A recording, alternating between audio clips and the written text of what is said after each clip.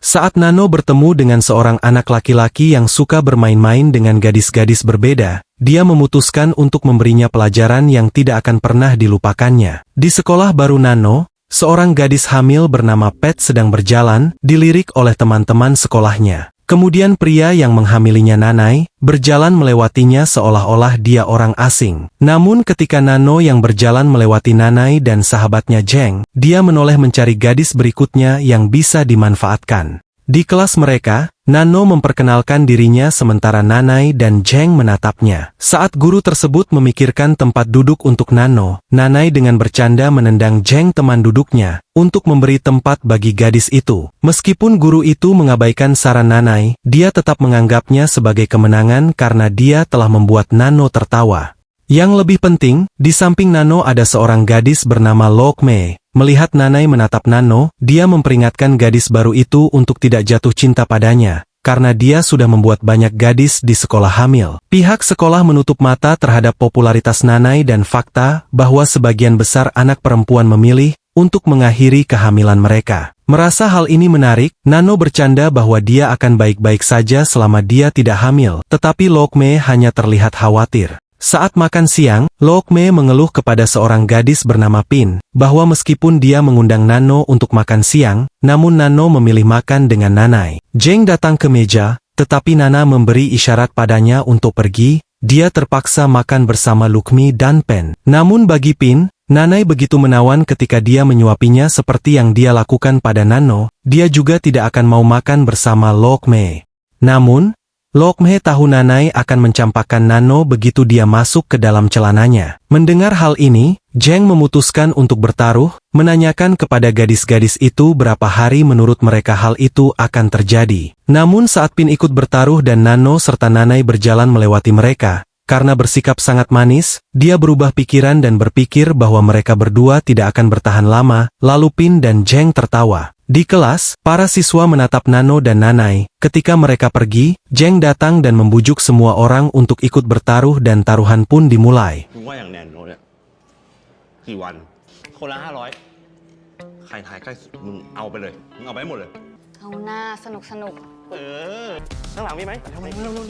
Pada hari pertama, di kelas judo, Nanai mengalahkan Jeng di tengah sorak-sorai para wanita. Namun, antusias mereka pudar ketika Nanai berjalan melewati mereka menuju Nano, sambil menyeruput air dari botolnya. Pada hari kedua, Nanai sedang dalam pemotretan dengan sebuah piala untuk majalah sekolah. Namun Nano tiba-tiba datang untuk mencium pipinya, membuat sang fotografer kesal.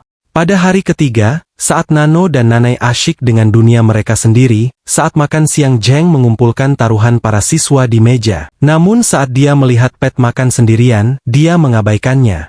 Kemudian, Pat menemukan Nano setelah muntah di kamar mandi wanita. Dia mendekati Nano dengan hati-hati untuk memulai percakapan, memberitahunya bahwa semua orang bertaruh, berapa lama waktu yang dibutuhkan Nanai untuk masuk ke dalam celananya. Namun, Nano malah bertanya pada Pat berapa lama waktu yang dibutuhkan Nanai untuk masuk ke dalam miliknya, yang menyebabkan Pat meminta maaf karena bersikap kepo. Sebagai pembelaannya, Pat tidak ingin Nano berakhir seperti dirinya. Saat dia hendak pergi, Nano menjawab bahwa mengasihani diri sendiri tidak akan ada gunanya. Tidak tahu harus berkata apa, Pat hanya tersenyum sebelum pergi dengan tenang.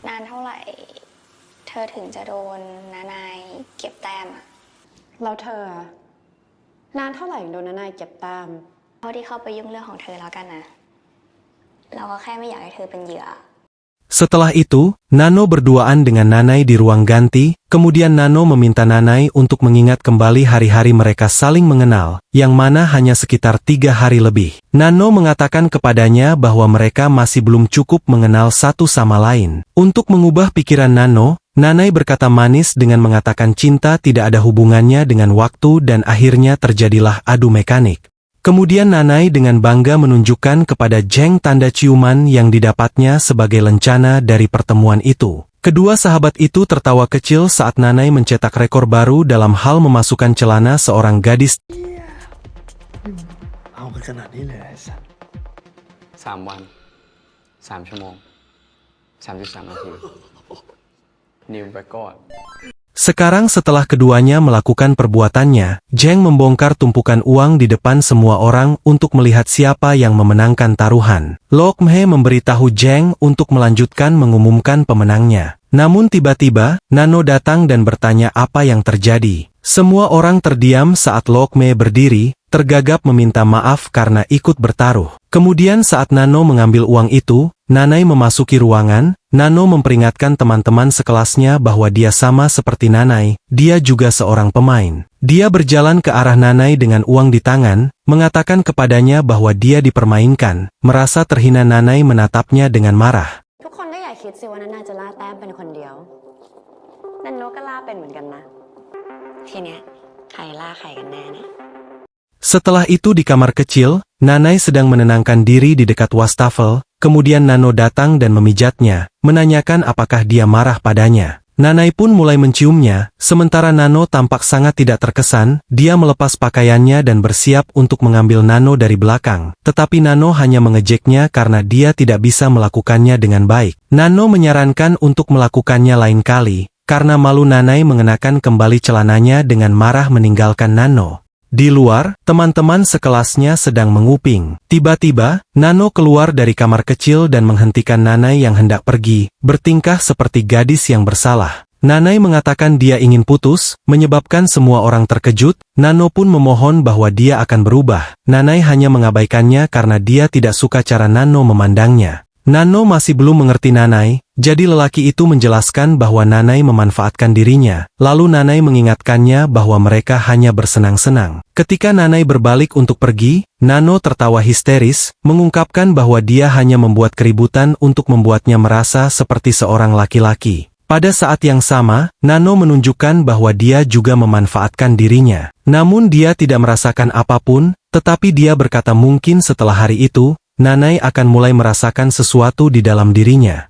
เราก็แค่สนุกกันเป็นครั้งคราว ตกใจอะไรอะบางทีหลังจากนี้นันนาอาจจะรู้สึกถึงบางอย่างขึ้นมาก็ได้นะ Saat makan siang, Pat duduk di sebelah Nano yang sedang makan sendirian. Dia menganggap Nano aneh karena dia tidak seperti gadis lainnya. Pat mengaku dia terlambat menyadari bahwa Nanai tidak mau bertanggung jawab. Saat Nano bertanya padanya apa yang dia rasakan tentang mempertahankan bayinya, Pat mengaku bahagia. Nano bertanya, apakah Pat ingin Nanai bertanggung jawab, tetapi dia hanya mengabaikan pertanyaan itu. Kemudian, saat sedang mandi Nanai menyadari ada sesuatu yang berubah pada tubuhnya. Setelah itu dia memutuskan untuk berduaan dengan Lok Mhe di ruang ganti. Tetapi saat dia membuka kancing seragamnya, gadis itu melihat ke bawah dan tiba-tiba berteriak. Saat Lok Mhe meninggalkannya sendirian, Nanai juga melihat ke bawah dan melihat perutnya telah membesar. Kembali ke rumah, Nanai bergabung dengan orang tuanya untuk makan malam dengan mengenakan jaket sambil memegang perutnya. Saat ayahnya bertanya mengapa dia mengenakan jaket, dia berkata dia hanya sedikit kedinginan dan meyakinkan orang tuanya bahwa dia baik-baik saja. Dia kemudian mulai makan, tetapi dia memuntahkan makanan di meja dan berpikir makanan kesukaannya tidak enak. Dia menyalahkan masakan ibunya karena membuatnya mual dan tidak lama kemudian dia kembali muntah. Keesokan paginya, Lok Mhe menceritakan kepada teman-teman sekelasnya termasuk Zheng, tentang kejadian yang dia alami dengan Nanai. Namun mereka semua terdiam saat Nanai datang lebih awal, tasnya menutupi perutnya. Zheng duduk di samping Nanai dan bertanya apakah dia akan berlatih nanti. Tetapi dia hanya menggelengkan kepalanya. Begitu Zheng memakan makanannya, Nanai bergegas ke jendela dan muntah. Zheng pun terkejut melihatnya, lalu Zheng membahas tentang perut Nanai yang semakin membesar. Nanai marah dan meminta untuk dibiarkan sendiri dan pergi dengan marah.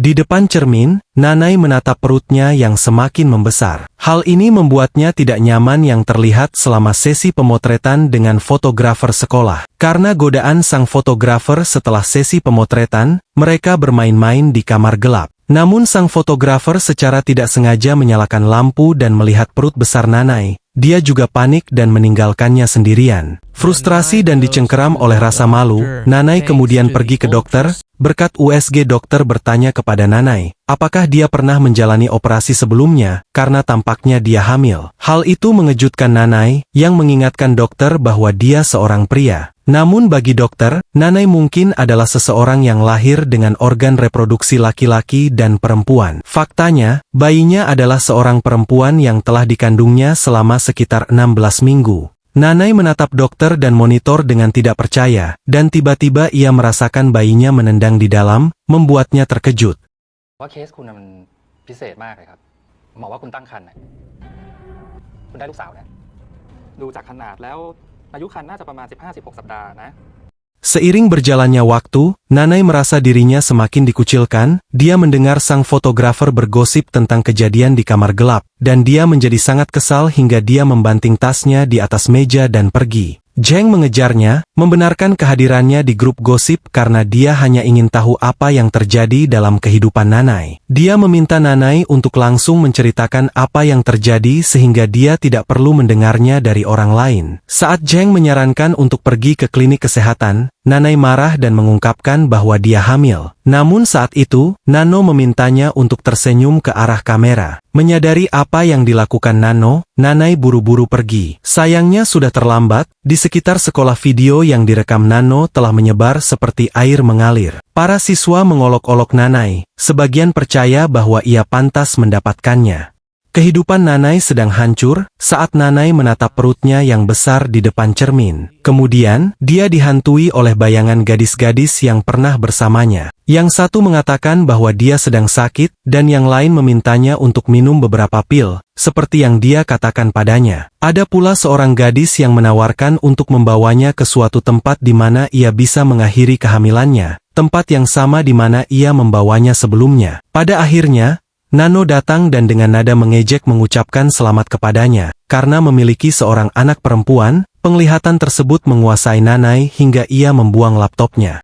Di kamarnya, Nanai menatap dirinya sendiri di sampul majalah dan membaca halaman-halaman yang menggambarkan dirinya sebagai siswa teladan, sambil menangis. Lalu ayahnya mengetuk dan bertanya apakah dia benar-benar hamil. Dia juga mengungkapkan ketidakpercayanya bahwa Nanai menempatkan dirinya dalam situasi itu. Dengan marah Nanai membuka pintu dan memberitahu ayahnya untuk tidak mengatakan apapun jika dia tidak akan membantunya. Sayangnya, ayahnya menjawab bahwa dia hanyalah masalah. Sebelum pergi, ayahnya menyuruh dia untuk mengakhiri kehamilannya atau tidak usah pulang sama sekali. Hal itu memperburuk perasaan Nanai. Nanai menjawab bahwa dia tidak pernah mengatakan apapun ketika ayahnya menghamili sekretarisnya sendiri. Ketika semuanya sudah dikatakan dan dilakukan, Nanai ditinggal sendirian, menangis di kamarnya.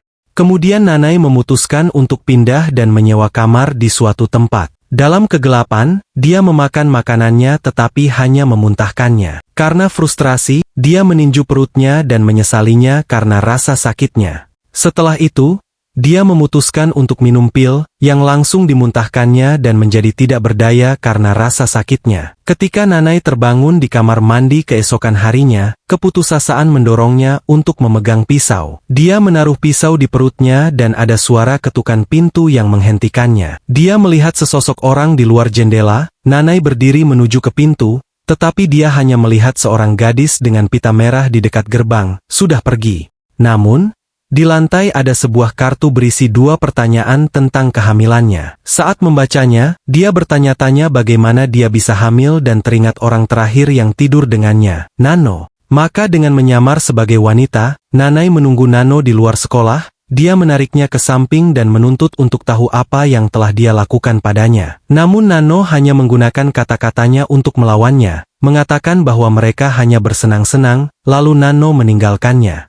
ทำอะไร เราก็แค่เล่นสนุกกัน ชั่วครั้งชั่วคราว แบบวิน Kemudian Nanai mengikuti Pet saat dia masih menyamar. Dia memanggilnya dan meminta maaf atas semua yang telah dilakukannya. Sekarang dia mengerti apa yang dirasakan Pet. Dia sangat menyesal telah membuatnya melewati situasi itu sendirian. Tapi Pet hanya berdiri di sana, meyakinkan Nanai bahwa karena kejadian itu sudah lama terjadi, dia tidak akan marah lagi padanya. Sebaliknya, dia berpikir mereka berdua harus disalahkan atas apa yang terjadi saat itu, tetapi Nanai tidak setuju. Selain itu, Pet senang dengan keputusannya. Akhirnya Pet mengucapkan semoga beruntung dan meninggalkannya dengan senyuman.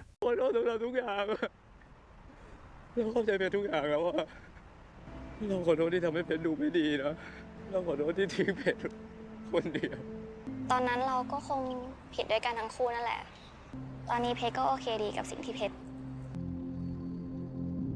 Beberapa waktu kemudian, Pat mulai melahirkan. Setelah perjuangan yang melelahkan akhirnya dia berhasil melahirkan anaknya. Sementara itu, Nanai juga pergi ke dokter, tetapi dia bermaksud untuk mengakhiri kehamilannya. Setelah dokter menyuntiknya, Nanai tiba-tiba menemukan Nano di sampingnya, mengatakan kepadanya bahwa dia akan bangun dalam waktu singkat. Ketika Nanai terbangun, dokter memberikan bayinya kepada Nanai yang membuatnya ketakutan dan mengatakan bahwa dia tidak menginginkan anak itu. Kembali ke kamarnya, Nanai berjuang menghadapi bayi yang menangis di sampingnya. Sebaliknya, dia melihat ada bercak basah di bajunya, dan menyadari bahwa dia sedang memproduksi ASI. Jadi, dia menggendong putrinya dan menyusuinya, sambil menangis dan meminta maaf.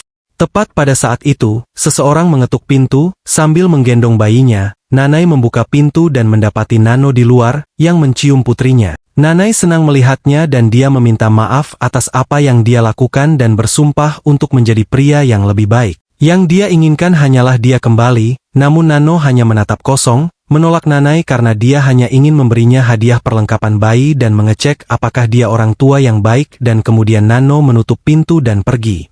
Saat itulah dia menemukan foto dirinya sendiri dengan coretan di mana-mana. Menyadari lebih banyak foto serupa ada di lantai, dia membuang foto itu dan terus berjalan. Nano melihat beberapa fotonya bahkan ditempel di dinding, dan saat dia mengikuti foto-foto itu, dia akhirnya mencapai atap. Gambar terakhir yang dilihatnya adalah foto dirinya dan Nanai, beberapa menit yang lalu, dengan wajah Nanai penuh luka. Kemudian, pita merah terbang ke sepatunya. Di dinding di depannya, dia menemukan sebuah pesan yang dicat dengan warna merah yang bertuliskan, "Sampai jumpa lagi."